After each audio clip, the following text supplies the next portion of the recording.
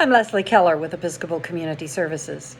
We have just passed the 6-month mark since we first began our response to the COVID-19 pandemic, and I wanted to give you an update on how things are going at the agency. All 5 of ECS's programs are in full swing, and our staff of over 450 people are working, although in creatively revised ways.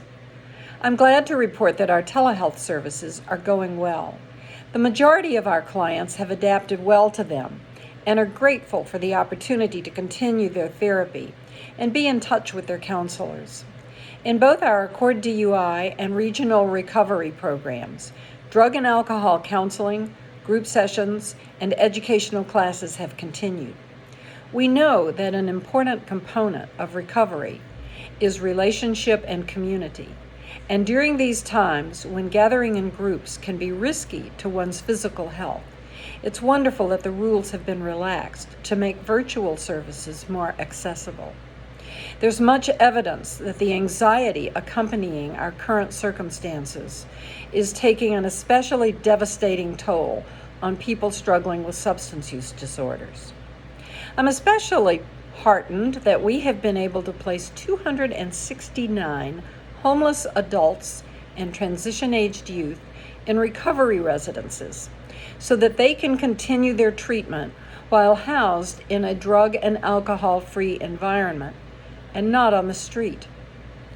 Our children's behavioral health program, Para las Familias, has also continued working with families, and to help the young children stay engaged and benefit from the sessions, we have sent out hundreds of play therapy kits.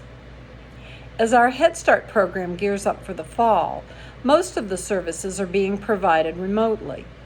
Our teachers have been learning new teaching curricula, and we have purchased 1,000 tablets for the children to make sure that they will have access to learning opportunities and connection to their teachers and classmates until they can be together again in person.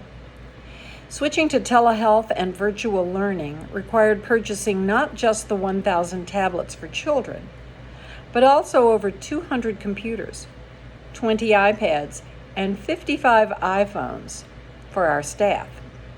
Our IT staff have been very busy making sure that all of these new devices are working properly. Over the summer, our Head Start staff stayed in touch with our Head Start families, and we learned that food insecurity was another problem being exacerbated by the pandemic. Our nutrition services staff stayed very busy over the summer, providing food to families who expressed a need. With a generous grant from the San Diego Foundation, we were able to send nutritious meals home to whole families, serving an average of 700 people a week and more than 60,000 meals while school was out. And now, even though most children in Head Start are learning from home, they can still pick up nutritious meals to take home each week.